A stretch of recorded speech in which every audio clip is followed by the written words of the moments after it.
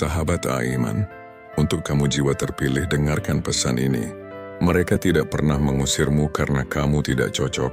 Mereka mengusirmu karena kamu mulai menjadi seseorang yang tidak bisa lagi mereka kendalikan. Itulah bagian yang tidak akan pernah mereka akui dengan terus terang. Orang-orang memang suka berpura-pura bahwa kamulah yang bermasalah, tapi kenyataannya sederhana. Kehadiranmu justru menyoroti semua hal yang selama ini mereka coba sembunyikan. Ini seperti masuk ke ruangan berdebu, lalu tiba-tiba membuka semua jendela. Cahaya akan menerangi hal-hal yang sebenarnya tidak ingin dilihat siapapun.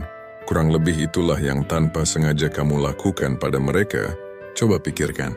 Ketika sebuah kelompok ingin tetap nyaman, orang pertama yang mereka serang biasanya adalah orang yang berani mengajukan pertanyaan-pertanyaan besar, orang yang melihat lebih dalam, berpikir lebih jauh, dan menolak mengecil hanya agar bisa diterima. Inilah fakta yang mungkin tidak ingin mereka kamu sadari. Kelompok tidak mengusir yang lemah, mereka mengusir yang kuat. Penelitian di psikologi sosial menunjukkan bahwa orang yang berpikir mandiri justru lebih cepat disingkirkan dibanding pengikut. Bukan karena mereka salah, tapi karena mereka mengganggu hierarki yang ada. Itulah gambaran dirimu. Kamu bukan ancaman bagi kenyamanan mereka. Kamu adalah ancaman bagi kendali mereka. Sebelum kita lanjut, aku ingin berterima kasih. Kamu hebat karena sudah sampai di sini. Dan kalau kamu merasa pesan ini berharga, dukunglah dengan like dan subscribe.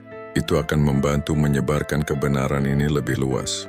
Kamu adalah bagian dari sesuatu yang lebih besar dari apa yang pernah mereka pahami. Sekarang mari kita lanjut ke bagian yang penting. Kamu bukanlah orang yang tersisih karena kamu gagal. Kamu tersisih karena kamu tumbuh melampaui batas di mana mereka ingin kamu bertahan. Semua desahan, ejekan, atau anggapan bahwa kamu terlalu berlebihan, itu semua adalah momen ketika alam semesta sedang mempersiapkanmu untuk sesuatu yang lebih tinggi. Saat mereka sibuk mencari validasi, kamu sedang membangun kedalaman. Saat mereka haus perhatian, kamu sedang mencari makna. Dan makna sejati seringkali menarikmu menjauh dari keramaian sebelum menempatkanmu di posisi yang lebih tinggi. Coba lihat kembali perjalanan hidupmu. Setiap momen ketika kamu ditinggalkan, diabaikan, diragukan, atau diremehkan, itu tidak menghancurkanmu. Itu justru membentukmu. Pemimpin sejati tidak tumbuh dalam zona nyaman. Mereka tumbuh di sudut sunyi, jauh dari tepuk tangan meriah. Mereka tumbuh ketika belajar, mempercayai pikiran sendiri karena tidak ada orang lain yang mendukung. Dan alam semesta melakukan itu dengan sengaja. Ketika kamu ditakdirkan untuk memimpin, kamu tidak bisa dibesarkan dengan cara yang biasa. Kamu butuh tekanan yang membangun ketajaman. Kamu butuh jarak yang membangun visi. Orang-orang yang berusaha meredupkanmu sebenarnya sedang berhadapan dengan pribadi yang tidak biasa. Kamu dulu adalah anak yang memperhatikan hal-hal yang sengaja diabaikan orang lain. Kamu remaja yang bisa merasakan energi seseorang, bahkan sebelum mereka bicara. Kamu dewasa yang bisa merasakan kebenaran, meskipun semua orang di sekitarmu berbohong pada diri sendiri. Mereka tidak membencimu karena kamu berbeda. Mereka membencimu karena kamu sadar. Itu sebabnya mereka mencoba mengubah perbedaanmu menjadi kelemahan. Mereka tidak tahan dengan seseorang yang tidak hancur seperti perkiraan mereka. Mereka tidak tahan karena kamu mampu melihat permainan mereka. Mereka tidak tahan dengan seseorang yang tidak terkesan dengan hal-hal dangkal mereka. Setiap tusukan, hinaan, atau sikap diam yang mereka lakukan sebenarnya adalah ketakutan mereka yang menyamar sebagai kepercayaan diri. Tapi inilah kejutan yang tidak pernah mereka duga. Isolasi itu tidak merusakmu, justru melatihmu. Ketika kamu duduk sendirian cukup lama, kamu belajar mendengar suara hatimu sendiri. Kamu mengembangkan naluri yang tidak dimiliki oleh mereka yang terus berada di keramaian. Kamu mengubah kendali diri menjadi senjata. Kamu mengubah perenungan menjadi kekuatan. Dan pada saat kamu kembali ke dunia, kamu bukan lagi orang yang dulu mereka buang. Kamu adalah pribadi baru yang tidak bisa lagi mereka kendalikan. Ada alasan mengapa alam semesta tidak membiarkanmu berbaur begitu saja. Berbaur akan membuatmu biasa. Pikiran yang biasa hanya bisa mengikuti, pikiran yang luar biasa lah yang memimpin. Dan kepemimpinan menuntut hal-hal yang jarang dipahami oleh keramaian. Kesabaran, jarak, kejelasan, dan ketahanan. Kamu terpaksa mengasah keempatnya tanpa izin siapapun. Itulah mengapa sekarang kamu menonjol. Bahkan saat kamu diam. Itulah mengapa orang tegang saat kamu masuk. Itulah mengapa mereka mengamatimu seperti ancaman. Padahal kamu belum bicara sepatah kata pun, kamu membawa energi yang bisa mengubah suasana ruangan tanpa perlu bergerak. Itu bukan sesuatu yang dipelajari. Itu adalah hasil dari bertahan melewati semua yang dirancang untuk mengecilkanmu. Setiap pengkhianatan, teman palsu, atau pintu yang tertutup, semuanya mengasah sisi-sisi yang kelak akan kamu perlukan. Isolasi mengajarimu berpikir sendiri. Pengkhianatan mengajarimu siapa yang layak mendapat akses ke hidupmu. Kesepian mengajarimu bergerak tanpa perlu persetujuan orang lain. Dan rasa sakit mengajarimu tetap tegar meski segala sesuatu di sekitarmu runtuh. Itulah pelatihan kepemimpinan yang sesungguhnya. Jenis yang tidak pernah diinginkan siapapun. Jenis yang hanya bisa dilalui oleh mereka yang terpilih. Kamu tidak dikeluarkan dari dunia mereka. Kamu melampauinya. Dan alam semesta memisahkanmu sebelum kamu sendiri yang meredupkan kekuatanmu. Hanya demi membuat orang lain nyaman, kesepian yang dulu kamu benci sebenarnya adalah promosimu. Keheningan yang kamu jalani adalah proses perubahanmu. Dan label orang buangan yang mereka tempelkan adalah lencana kepemimpinan pertamamu. Kamu tidak tertinggal, kamu tidak rusak, kamu tidak tersesat, kamu sudah siap. Dan orang-orang yang dulu menganggapmu sebagai ancaman, lambat laun akan melihatmu sebagai contoh. Terima kasih sudah bertahan di momen ini, tidak lari darinya. Sebelum kita lanjut, coba ambil napas sejenak dan rasakan. Karena apa yang akan kita bahas selanjutnya bukan sekadar hiburan. Ini adalah kejelasan. Ini adalah jenis kebenaran yang bisa mengubah sesuatu di dalam dirimu. Kebenaran yang butuh waktu bertahun-tahun untuk ditemukan banyak orang. Jika kamu benar-benar siap merangkul setiap momen di mana kamu pernah disingkirkan, kamu bisa menuliskan bismillah di kolom komentar. Sebagai bentuk tekad bahwa kamu memasuki era kepemimpinanmu. Sekarang tarik napas karena setelah ini kamu akan semakin merasakan bahwa semua yang kamu alami dulu punya tujuan. Kamu akan melihat bahwa isolasi bukanlah hukuman, melainkan persiapan. Ini adalah titik balikmu, bukan momen untuk pergi. Sekarang mari kita hadapi bersama. Pertama, mereka mencoba menghancurkanmu, tapi tanpa sengaja malah menciptakan mimpi buruk terbesar mereka. Lucu bukan? Mereka pikir mereka bisa mematahkanmu, tapi justru membangun seseorang yang sekarang tidak berani mereka lihat matanya. Itulah buah dari perbuatan mereka. Mereka tidak pernah menyadari kekuatan sebenarnya yang mereka hadapi. Mereka mengira kamu rapuh, lemah, dan mudah diinjak. Mereka tidak tahu bahwa alam semesta menyimpan baja di dalam tulangmu. Dan sekarang penyesalan terbesar mereka adalah menyadari bahwa mereka telah melatih pemimpin yang akan bangkit melampaui semua batasan yang mereka pasang. Mari kita luruskan. Mereka tidak sekadar melukai perasaanmu. Mereka berusaha menghapusmu. Mereka mendorongmu keluar, mengejek, meragukan, dan memperlakukanmu seperti barang sekali pakai. Mereka melemparkan kata-kata tajam, berharap salah satunya cukup menusuk untuk membuatmu menyerah. Tapi lihatlah dirimu sekarang. Masih bernapas, masih berpikir, masih bangkit. Coba katakan siapa sebenarnya yang rugi. Jika kamu benar-benar lemah, mengapa justru mereka yang kehilangan tidur? Coba bayangkan begini, ketika logam dilemparkan ke dalam api, apakah ia meleleh menjadi tidak berguna? Tidak. Ia menjadi lebih kuat, lebih tajam, dan lebih tangguh. Begitu pula dirimu. Kamu pernah dilemparkan ke dalam api yang mungkin tidak semua orang bisa tahan. Mereka menyaksikan apinya membumbung dan tersenyum sinis, yakin kamu akan menjadi abu. Yang tidak mereka duga adalah api itu tidak membakar habis dirimu, melainkan mengubahmu. Kamu tidak keluar dari api itu dengan cara yang sama. Kamu keluar sebagai pribadi baru yang jauh lebih tangguh. Inilah yang paling mengganggu pikiran mereka. Mereka mengira diammu adalah tanda kekalahan. Padahal diam adalah tempat orang-orang hebat merencanakan langkah berikutnya. Diam adalah tempat para pemimpin dibangun. Diam adalah tempat kamu belajar untuk berpikir, bukan sekadar bereaksi. Saat mereka sibuk bergosip, tertawa dan menjelekkan namamu, kamu justru belajar pengendalian emosi. Kamu belajar disiplin mental. Kamu mengembangkan kendali diri yang justru membuat orang-orang yang tidak percaya diri menjadi gelisah. Pernahkah kamu bertanya-tanya, mengapa mereka menendangmu saat kamu sedang jatuh? Karena di lubuk hati mereka tahu satu kebenaran yang bahkan belum kamu sadari, bahwa kamu akan bangkit setiap kali. Mereka putus asa untuk menghancurkanmu, sebelum kamu menyadari bahwa kamu tidak hanya berbeda, tetapi juga berada selangkah lebih maju. Kamu tidak dibuang, kamu justru dilempar ke depan.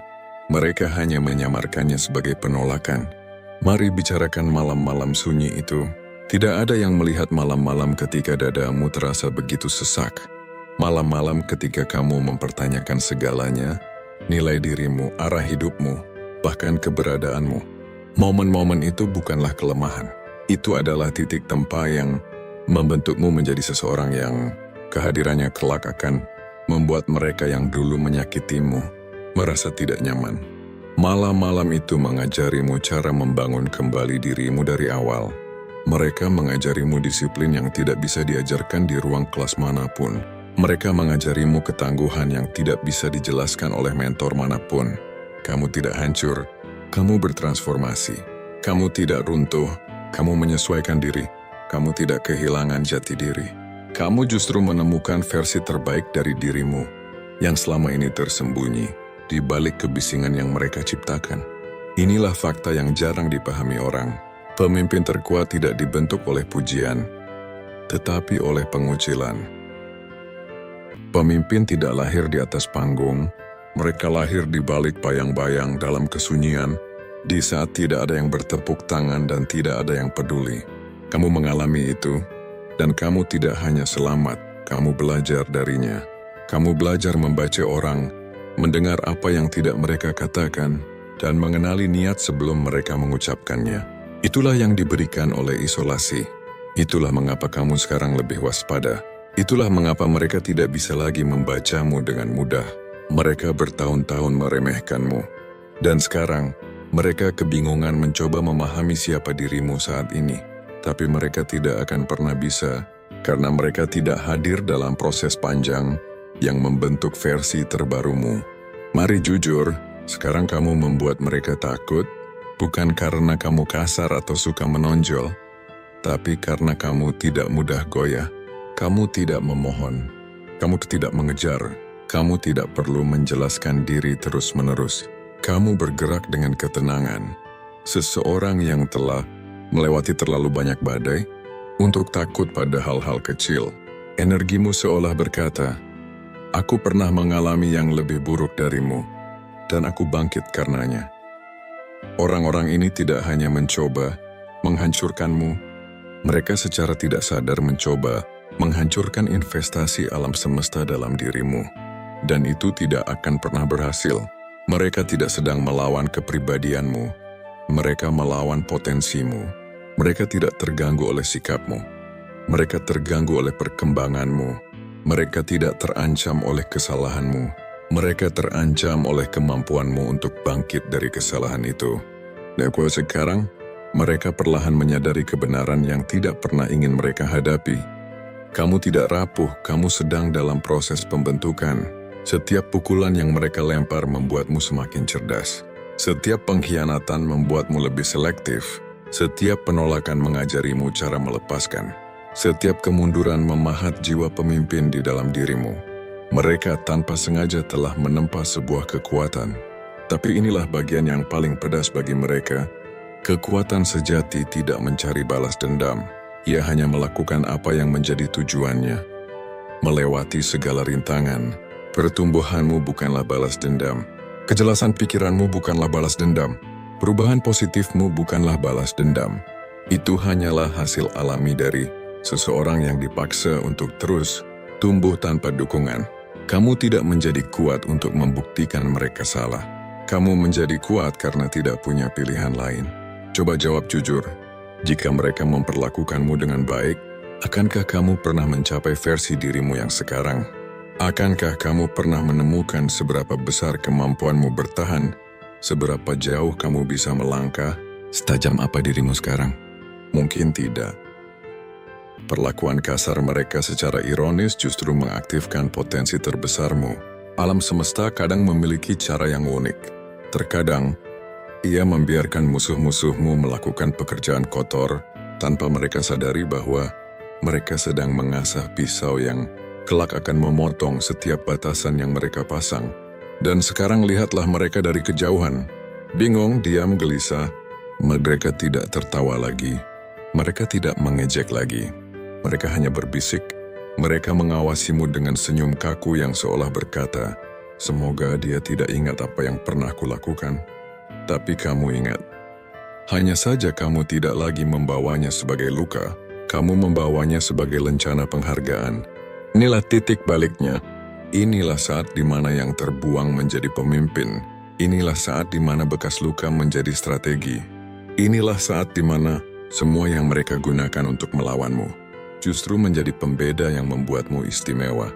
Mereka tidak menghancurkanmu. Mereka sedang membangun seseorang yang tidak sanggup mereka hadapi. Dan percayalah, apakah kamu sepenuhnya yakin atau belum, inilah awal dari kepemimpinanmu. Bukan yang otoriter, tetapi yang mana keberadaanmu menjadi teladan, di mana ketahananmu menjadi peta bagi orang lain, di mana kekuatanmu menjadi bukti bahwa alam semesta tidak pernah menyia-nyiakan rasa sakit. Kamu dibentuk dalam kesunyian agar kamu bisa bangkit dalam kekuatan. Dan sekarang kamu sudah siap. Nomor 2, mereka mencoba membuatmu mati rasa, tapi tanpa sengaja malah mengubahmu menjadi pembaca situasi yang tajam. Hebat ya, bukan? Mereka berusaha membutakanmu, tapi sekarang kamulah yang justru bisa melihat menembus mereka. Itulah hasil dari perbuatan mereka. Mereka tidak hanya menyakitimu. Mereka berharap bisa mematikan sesuatu di dalam dirimu. Mereka ingin membuatmu bingung, tidak percaya diri, lumpuh secara emosi, terlalu lelah untuk memperhatikan apa yang sebenarnya mereka lakukan. Mereka berusaha mengosongkanmu agar kamu tidak pernah bisa melihat lebih dalam dari di permukaan.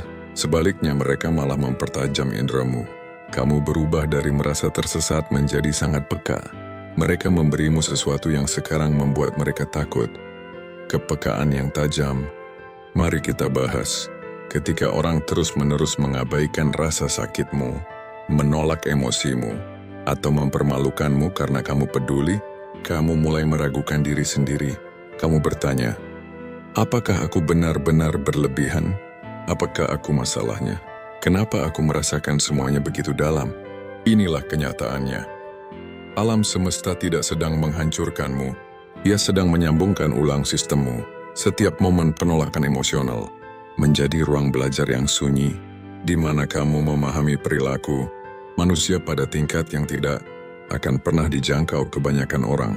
Bayangkan kamu tenggelam, mengulurkan tangan mencari pertolongan, tapi tidak ada yang menyambutnya. Kebanyakan orang akan menjadi pahit atau mati rasa. Tapi kamu berbalik ke dalam dirimu. Kamu berhenti menunggu diselamatkan dan membangun dunia batin di mana kamu bisa mendengar suara hatimu dengan jernih. Itu luar biasa. Itu langkah. Itu adalah proses yang dilalui para pemimpin ketika alam semesta mempersiapkan mereka untuk membimbing orang lain. Coba bayangkan hidupmu seperti ruangan yang gelap gulita. Semua orang panik dalam kegelapan. Mereka berteriak, menabrak dinding, meraih apa saja. Tapi kamu belajar berjalan di ruangan itu dengan mata tertutup. Kamu memetakan bentuk bayangan dengan meraba. Kamu belajar seperti apa bunyi keheningan. Dan ketika lampu akhirnya menyala, kamu bisa melihat semuanya sekaligus. Setiap topeng, setiap kebohongan, setiap niat tersembunyi. Itulah yang dilakukan oleh pengalaman bertahan secara emosional. Ia melatih nalurimu hingga menjadi kekuatan super. Rasa sakit tidak membuatmu lemah. Ia memberimu penglihatan malam. Setiap kali seseorang menyakitimu, lalu berpura-pura tidak tahu, kamu belajar membaca intonasi. Setiap kali seseorang mengatakan sesuatu tapi bermaksud lain, kamu belajar mengartikan motif. Setiap kali seseorang tersenyum manis tapi diam-diam iri, intuisimu mencatat. Otakmu menghubungkan pola, hatimu mempertajam radar. Mereka pikir mereka membuatmu bingung, padahal mereka sedang melatih kecerdasan emosionalmu ke level yang tidak akan pernah mereka capai. Jujur saja, empatimu kadang membuat orang takut, bukan karena lemah tapi karena akurat. Kamu bisa melihat apa yang orang lain tolak untuk akui. Kamu bisa merasakan ketegangan sebelum kata-kata terucap. Kamu bisa merasakan pengkhianatan sebelum pisau itu benar-benar muncul. Tingkat kepekaan seperti ini membuat orang-orang tertentu tidak nyaman. Mereka tidak suka bahwa kamu bisa menangkap getaran yang mereka coba sembunyikan di balik topeng percaya diri. Kepekaanmu bukanlah kelemahan, itu adalah bagian dari dirimu yang menolak untuk ditipu. Kamu tidak hanya berjalan melewati masa-masa sulit, kamu mempelajarinya. Kamu belajar pola perilaku pembohong, manipulator, orang yang tidak tulus, dan pengecut. Kamu mengenali pola mereka bahkan sebelum kamu tahu istilahnya. Kamu menjadi seseorang yang bisa menatap mata orang lain dan merasakan apakah mereka menyembunyikan rasa sakit atau menyembunyikan niat jahat. Orang kadang menyebutnya terlalu banyak mikir. Mereka menyebutnya begitu hanya karena mereka tidak pernah harus selamat dari apa yang kamu alami. Kamu tidak terlalu emosional. Kamu terlalu sadar untuk kenyamanan mereka. Mereka pikir dengan mengisolasimu, kamu akan menjadi mati rasa. Sebaliknya, kepekaanmu justru terasa. Mereka pikir menyakitimu akan membutakanmu. Sebaliknya, kamu belajar untuk melihat lebih jernih. Mereka pikir membuatmu tidak terlihat akan menghapusmu. Sebaliknya, kamu menjadi sangat sulit untuk ditipu. Kamu bukan lagi orang yang sama yang mereka lukai dulu. Kamu adalah pribadi yang kembali dengan wawasan setajam pisau, mampu menembus setiap topeng. Kamu adalah seseorang yang bisa masuk ke sebuah ruangan dan langsung merasakan apa yang salah. Kamu bisa membimbing orang lain karena kamu tahu persis rasanya berjalan sendirian, melewati api emosional. Mereka tidak menciptakan kelemahan. Mereka tanpa sengaja menciptakan kebijaksanaan, dan kebijaksanaan adalah bahan utama seorang pemimpin. Kamu terhubung dengan kedalaman, kebenaran, dan kesadaran. Nomor 3, mereka mengira hatimu adalah titik lemah, tanpa tahu bahwa hatimu adalah sumber kekuatanmu. Lucu bagaimana mereka mencoba menghancurkan hatimu, tapi justru hatimulah yang sekarang mengacaukan strategi mereka. Mereka sungguh mengira bahwa rasa peduli membuatmu lemah, bahwa kemampuanmu untuk merasakan dan memaafkan berarti kamu mudah dimanipulasi. Mereka menganggap emosi sebagai retakan. Mereka tidak menyadari bahwa hatimu bukanlah kelemahan melainkan generator energi. Dan setiap kali seseorang menyakitimu, itu tidak mengurasmu, justru meningkatkannya. Mari kita bedah. Bayangkan seseorang memberimu hati dari kaca. Berpikir sekali jatuh pasti hancur. Tapi hatimu bukan dari kaca, itu adalah baja yang ditempa, berpenampilan lembut. Pukulan yang kamu terima tidak menghancurkanmu, mereka memanaskan dan mengeraskanmu. Itulah mengapa rasa pedulimu sekarang terlihat berbeda. Tidak lagi naif, tapi tepat sasaran, selektif. Kamu bisa masuk ke sebuah ruangan dan merasakan kepedihan yang tidak dilihat orang lain. Itu bukan kelembutan biasa, itu adalah kesadaran taktis. Rasa pedulimu tidak mati, ia berevolusi menjadi kekuatan yang tidak bisa mereka prediksi. Pernah bertanya-tanya mengapa kamu begitu peduli sementara orang lain tampak mati rasa? Sederhana, kamu tidak diciptakan untuk menjadi seperti mereka. Kamu tidak diciptakan untuk berjalan melewati penderitaan dengan mata hampa.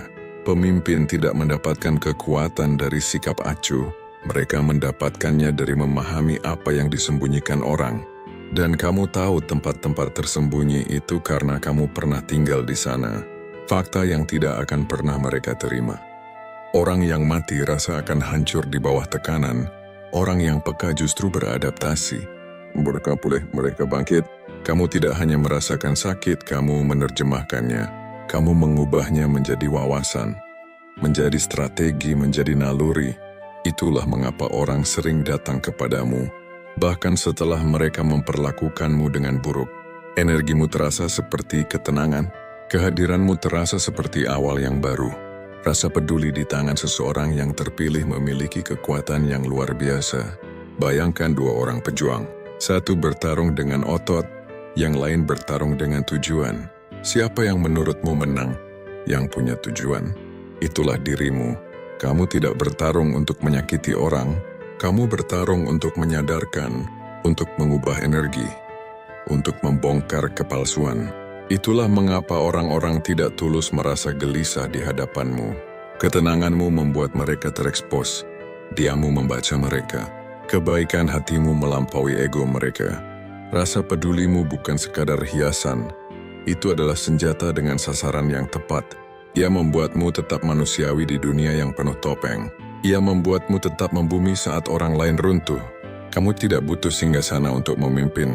Kamu memimpin dengan bertahan, dengan hati yang tetap utuh, dan hati yang mereka coba hancurkan itu. Itulah yang akhirnya akan memahkotaimu. Nomor 4.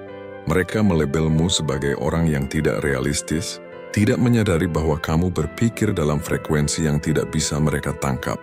Orang menyebutmu tidak realistis ketika pikiran mereka terlalu kecil untuk menampung besarnya visimu. Itulah kebenaran yang sulit mereka terima.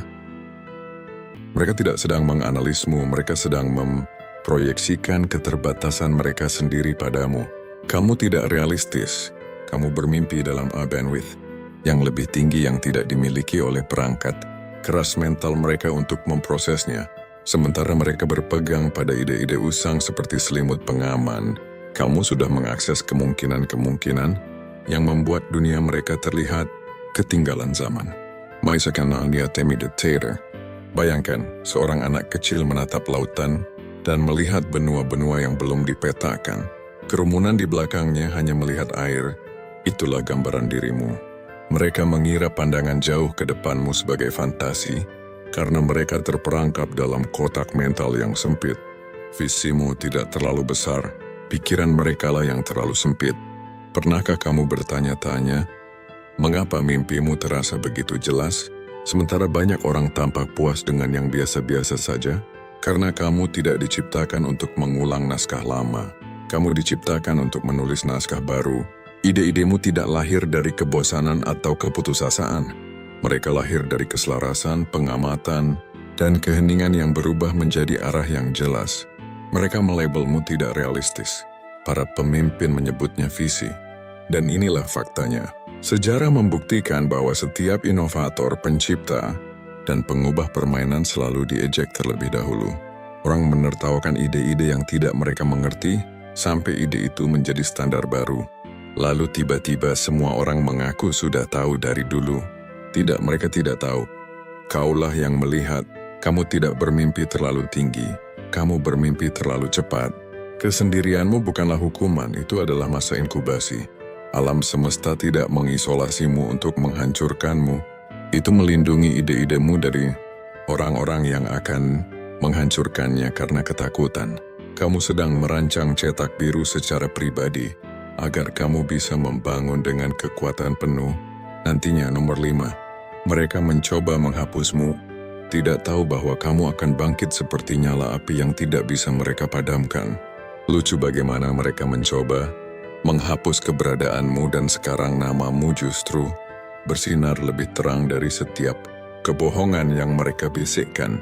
Mereka tidak salah paham tentangmu, mereka takut padamu. Itulah cerita sebenarnya. Ketika orang tidak bisa mendefinisikanmu, mereka mencoba membatasimu. Ketika mereka tidak bisa mengendalikanmu, mereka mencoba menggantikanmu. Ketika mereka tidak bisa meniru esensimu, mereka mencoba menguburnya.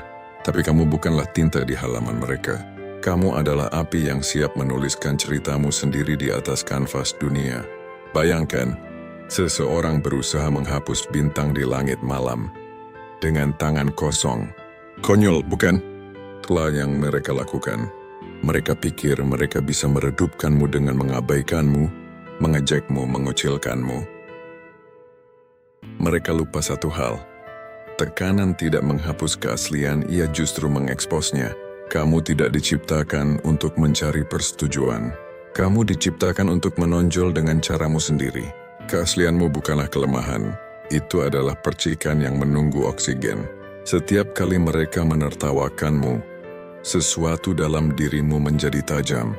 Setiap kali mereka menutup pintu untukmu, sesuatu dalam dirimu meluas. Setiap penolakan menjadi bahan bakar. Setiap hinaan menjadi akselerasi. Kamu tidak hanya selamat dari upaya mereka untuk menghapusmu. Kamu menjadi bukti hidup bahwa seseorang yang dibangun dari kebenaran tidak bisa dipadamkan. Inilah yang paling menyakiti mereka. Kerealistisanmu mengekspos kepalsuan mereka. Orang yang tidak tulus akan terlihat hancur di samping seseorang yang tidak berpura-pura. Ketika kamu memasuki ruangan dengan dirimu yang otentik, topeng-topeng mulai terlepas. Itulah mengapa dulu mereka mencoba mengecilkanmu, meluruskanmu agar sesuai dengan keramaian. Jiwa yang otentik membuat yang tidak aman merasa transparan. Menjadi diri sendiri adalah bentuk pemberontakan.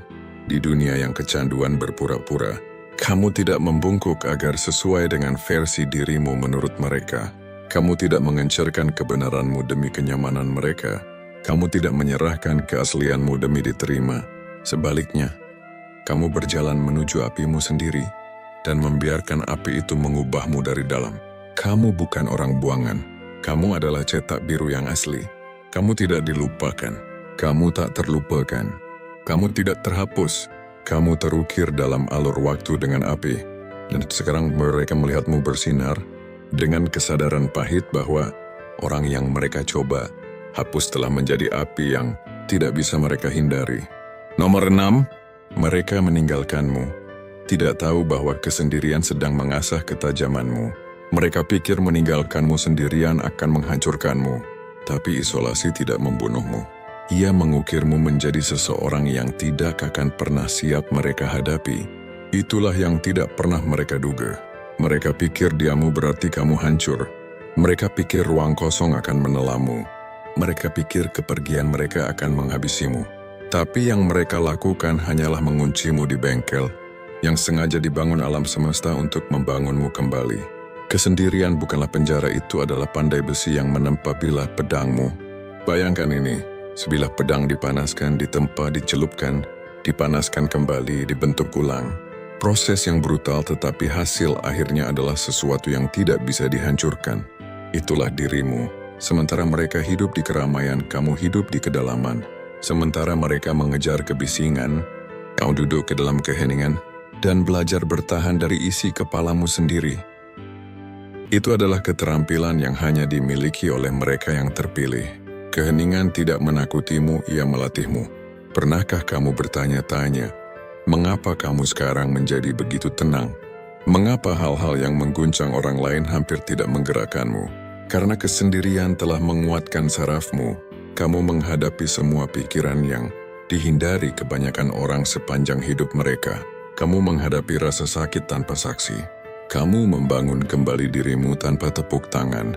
Dunia melihat ketenanganmu sebagai kepercayaan diri, tapi kamu tahu itu adalah hasil penguasaan diri. Fakta yang mungkin menyakiti mereka. Orang yang telah selamat dari badainya sendiri tidak akan takut dengan cuaca buruk yang dibuat orang lain. Itulah mengapa kehadiranmu terasa seperti stabilitas. Itulah mengapa kekacauan membencimu. Kamu tidak hancur. Kamu tidak memohon. Kamu tidak panik. Kamu duduk, bernapas, mengamati, lalu bergerak dengan niat. Orang yang tidak pernah sendirian tidak akan memahami kekuatan seperti ini. Kesendirianmu tidak menghancurkanmu. Ia menghancurkan batasan-batasanmu. Bayangkan duduk di dalam gua, mengira kamu sedang sekarat, hanya untuk menyadari bahwa kamu sedang berevolusi. Isolasi menjadi ruang belajarmu, pikiranmu menjadi mentormu, ketahananmu menjadi baju zirahmu. Kamu tidak hanya selamat saat sendirian, kamu menjadi mahir dalam kesendirian. Sekarang kesepian tidak bisa memanipulasimu, keheningan tidak bisa menakutimu, jarak tidak bisa melucuti senjatamu. Dan inilah kejutan yang tidak pernah mereka duga. Ketika kamu akhirnya melangkah keluar dari gunungmu, kamu tidak akan kembali sebagai orang yang mereka tinggalkan. Kamu akan kembali sebagai versi yang mereka doakan, agar tidak pernah kamu jadi. Kesendirian tidak melemahkanmu, ia mempersenjatai. Nomor 7. Mereka mengira diammu sebagai kebingungan, tidak menyadari bahwa kamu sedang memetakan setiap gerak-gerik mereka. Mereka pikir kamu melamun, padahal kamu sedang mengunduh semua yang mereka coba sembunyikan. Mereka benar-benar percaya bahwa keheninganmu adalah tanda kebodohan. Mereka pikir sikap jarakmu berarti kamu tidak tahu apa-apa. Mereka melihatmu, duduk diam dan menganggap tidak ada yang terjadi di balik matamu, padahal pikiranmu sedang bekerja lebih cepat dari pikiran mereka. Kamu tidak hanya mengamati, kamu mempelajari, menghitung, menganalisis, dan menghafal. Setiap kebohongan seringai perubahan nada, setiap topeng yang terlepas sekejap, tidak ada yang luput dari perhatianmu. Semuanya tersimpan rapi. Keheningan adalah posisi paling berbahaya ketika ia dimiliki oleh seseorang yang berpikir. Bayangkan papan catur. Mereka terlalu sibuk membanggakan berapa banyak bidak yang telah mereka tangkap. Kamu diam-diam melihat keseluruhan strategi 3 langkah ke depan. Kamu tidak butuh keributan, kamu butuh data. Kamu tidak perlu banyak bicara, kamu butuh kejelasan. Mereka pikir permainan ini soal perhatian, tapi kamu tahu itu soal observasi. Pemimpin sejati tidak bergaya. Mereka mengamati, mereka belajar, mereka menunggu saat yang tepat. Inilah yang tidak pernah mereka ketahui. Kamu tidak antisosial, kamu sedang membaca mereka. Keheninganmu bukanlah kekosongan, itu adalah ketepatan. Kamu melacak pola perilaku seperti detektor kebohongan manusia. Kamu memperhatikan tawa palsu. Kamu merasakan iri hati yang tersembunyi. Kamu menangkap kontradiksi di tengah kalimat. Kamu melihat apa yang terlalu membuat orang lain terdistraksi. Orang yang pendiam tidak lambat. Mereka memproses lebih banyak daripada yang bisa ditangani oleh orang yang berisik. Pernah bertanya-tanya, mengapa kamu mengingat detail kecil yang dilupakan orang lain? Karena otakmu terlatih dalam mode bertahan hidup. Kamu harus mengamati untuk melindungi diri sendiri. Kamu harus bisa membaca ruangan sebelum melangkah masuk. Kamu harus merasakan bahaya sebelum ia tiba. Itu bukan paranoia, itu adalah kecerdasan yang terasa. Bayangkan seseorang mengira kamu tidak mengerti apa-apa, sementara kamu sedang membedah niat mereka seperti ahli bedah. Itulah dirimu. Wajah tenang, mata fokus, pikiran yang cukup tajam untuk mengiris kebohongan seperti kertas. Kamu tidak tertinggal, kamu berada di atas. Kamu tidak tersesat, kamu sedang mengumpulkan bukti. Kamu tidak pasif, kamu sedang menghitung konsekuensi. Dan sekarang kamu bisa melihat manipulasi bahkan sebelum dimulai. Kamu mendeteksi kepalsuan sebelum ia terbentuk sempurna. Kamu bisa memprediksi reaksi seseorang seperti membaca skenario. Mereka memainkan permainan dengan keras, kamu dengan tenang mempelajari bagaimana permainan itu dicurangi. Dan itu membuatmu menjadi orang paling waspada di dalam ruangan. Salam dari Aiman, kita adalah keluarga.